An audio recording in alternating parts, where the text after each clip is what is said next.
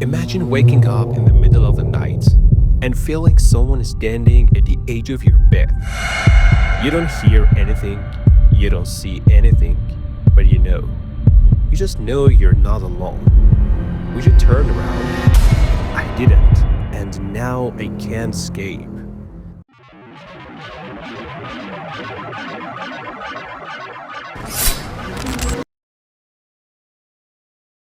It started as a joke.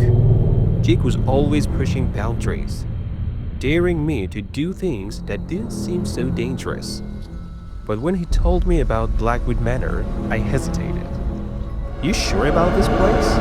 I asked, eyeing the old photo he showed me of the house, a decaying mansion swallowed by big trees. Jake grinned.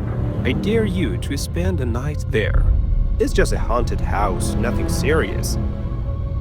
But he was wrong, so terribly wrong. The night I walked inside Blackwood Manor was the night everything changed. It was dead silent inside. Not the eerie silence of an abandoned place, but the kind that presses down on you, like the house itself is watching, waiting. I stepped deeper inside, my breath quivering as I noticed the air felt wrong, heavy. At the far end of the hall was a mirror. I had no idea why I felt drawn to it. Maybe it was just curiosity. Maybe it was something else entirely. Something darker, more sinister. As I stared into it, something moved just behind me. My heart skipped a beat. I spun around. Nothing. But when I looked back at the mirror, there was a face. It wasn't mine. It was a young girl standing behind me, her empty eyes staring directly at me. I froze. What the hell was that? Before I could even process it, the house seemed to breathe, the walls creaking as if the building itself was alive, and the face in the mirror grinned. I don't remember much after that. The next thing I knew, I was in my bed at home, drenched in sweat. The morning sun flickered through my window, but I couldn't shake the feeling that something was wrong. That night, as I lay in bed trying to convince myself it was all a dream, the whispers started, soft, muffled. It came from the corners of the room, then the walls, then directly into my ears. "Come back." I gasped. It was the girl's voice from the mirror. Her soft, pleading voice. But there was something else in it.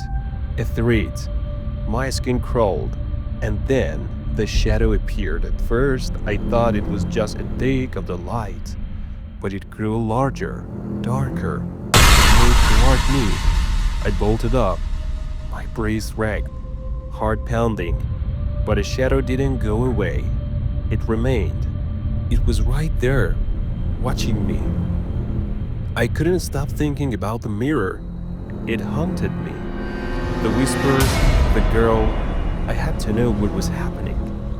I dug into the history of Blackwood Manor. That's when I found the article. The mysterious death of the Blackwood family. The daughter, who was thought to be dead, has been seen in the reflections of the house.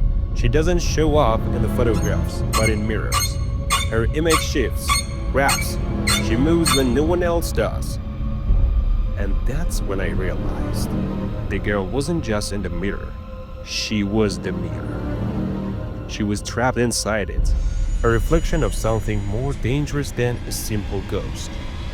I had set her free the moment I stepped into that cursed house.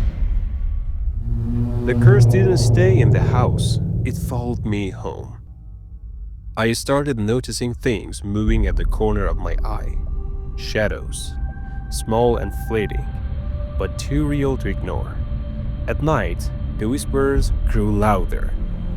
"Come back to me. I want out." I couldn't sleep. I couldn't focus. Everything felt wrong. And then it happened. The mirrors. I couldn't escape them, no matter where I went. I saw her in my bathroom mirror, in my bedroom mirror, Even the reflective surface of a spoon. She was always there. Sometimes I'd catch her standing behind me, a smile on her lips that wasn't mine. Other times, she'd stare at me with empty eyes, begging silently. But it didn't end there. I couldn't take it anymore. I had to end it. I searched for a way to banish her. There had to be a way, right? A ritual, a spell, something to undo the curse. What I found shocked me. The girl, the one in the mirror, wasn't just a spirit. She was a soul trapped in a cycle, bound to the reflection of anyone who dared step foot into Blackwood Manor. And worse, there was no escaping her.